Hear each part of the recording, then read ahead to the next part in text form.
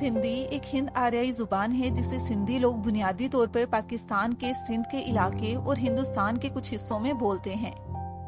ایک بھرپور تاریخ اور متحرک ثقافتی ورثے کے ساتھ سندھی جنوبی ایشیا کی زبانوں میں ایک اہم مقام رکھتی ہے۔ السلام علیکم، پاکستان جغرافی کی نئی ویڈیو میں خوش آمدید۔ ناظرین، آج کی ویڈیو میں جس زبان کے بارے میں معلومات آپ کے ساتھ شیئر کی جا رہی ہے وہ ہے سندھی زبان۔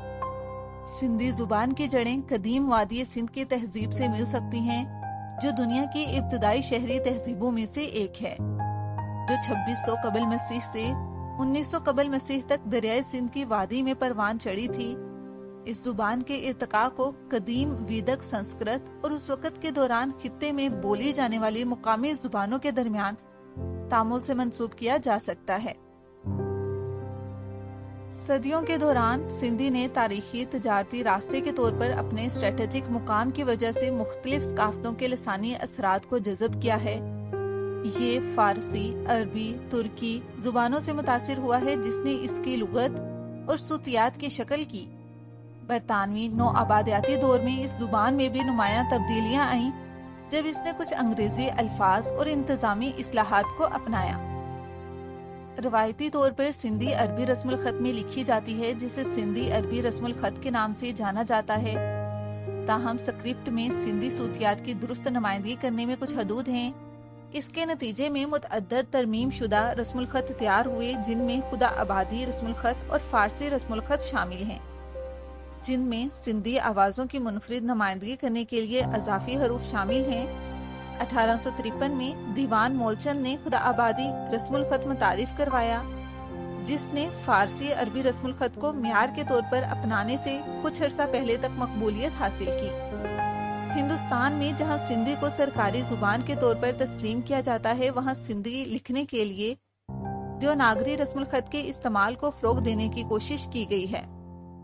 دیوناگری رسم الخط صوتی طور پر سندھی کی آوازوں کی نمائندگی کرنے کے لیے زیادہ موزوں ہے، اور اس نے زبان کی تحریری ورثے کو محفوظ رکھنے میں اہم کردار ادا کیا ہے۔ سندھی میں صوتی انوینٹری دیگر ہند آریائی زبانوں کی طرح ہے۔ یہ 28 حرفوں اور 6 سروں پر مشتمل ہے، بشمول ناک کے سر۔ زبان میں نسبتاً پیچیدہ صوتی نظام ہے، جس میں مختلف خواہشمند اور غیر مطلوبہ تلفظ ہیں۔ زبان میں عام کونسوننٹس کلسٹرز اور ڈفتھونگ بھی پائے جاتے ہیں۔ کچھ آوازوں کا تلفظ مختلف سندھی بولیوں کے درمیان مختلف ہو سکتا ہے، جو زبان کے اندر لسانی تنوع کو بڑھاتا ہے۔ سندھی دیگر ہند آریائی زبانوں کی طرح ایک متغیر زبان ہے، مطلب یہ ہے کہ لفظ کی شکلیں تناؤ، مزاج اور جنس جیسے پہلو کی نشاندہی کرنے کے لیے تبدیل ہوتی ہے۔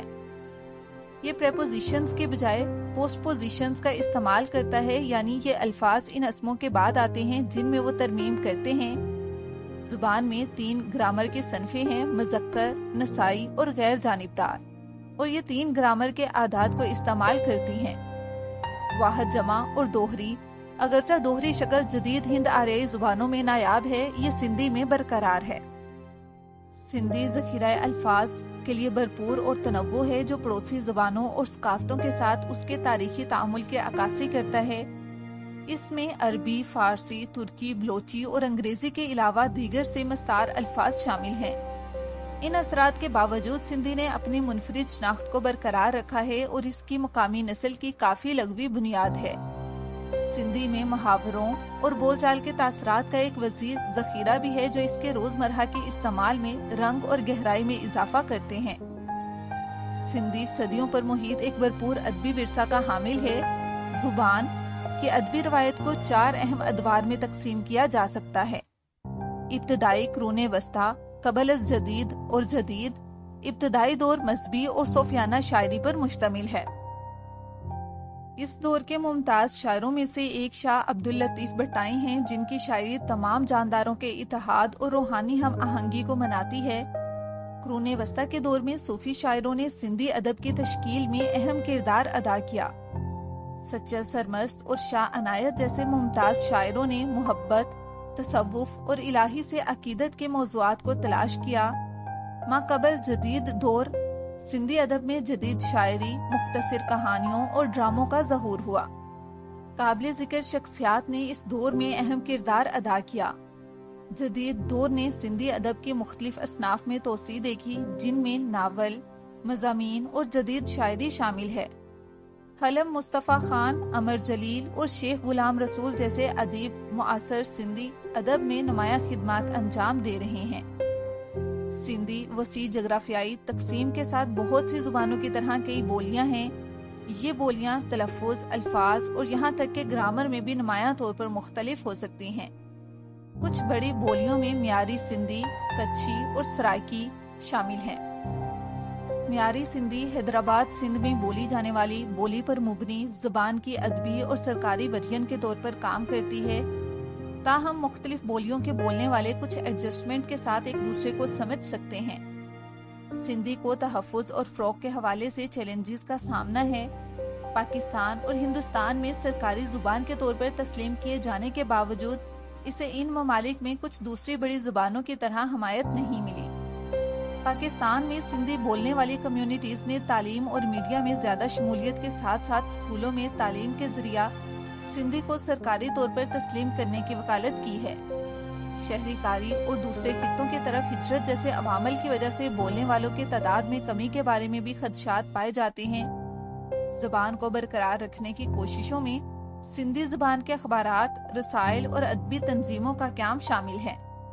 مزید برآں قدیم مخطوطات اور ادبی کاموں کو ڈیجیٹلائز کرنے اور محفوظ کرنے کے اقدامات نے سندھی کے بھرپور ادبی ورثے کے تحفظ میں اہم کردار ادا کیا ہے۔ سندھی زبان اور ثقافت لازم و ملزوم ہیں، کیونکہ زبان سندھی روایات، اقدار اور شناخت کے اظہار کے لیے ایک برتن کا کام کرتی ہے۔ سندھی ثقافت متنوع ہے اور اس کی صوفی، موسیقی، رقص اور لوک کہانیوں کی خصوصیات ہیں۔ اس علاقے کی مشہور صوفی موسیقی، جسے صوفی کلام کہا جاتا ہے، اس کا اظہار شاہ عبداللطیف بھٹائی جیسے صوفی بزرگوں کی شاعری سے ملتا ہے۔ روح پرور دھنیں اور دھن محبت، اتحاد اور عقیدت کا پیغام دیتے ہیں۔ سندھی لوک رقص جیسے جھومر، لیال اور بگت جشن کی تقریبات اور ثقافتی تہواروں کا ایک لازمی حصہ ہیں۔ یہ رنگین رقص سندھی لوگوں کی خوشی، جاندار اور لچک کی عکاسی کرتے ہیں۔ سندھی ثقافت بھی مختلف تہوار بڑے جوش و خروش سے مناتی ہے۔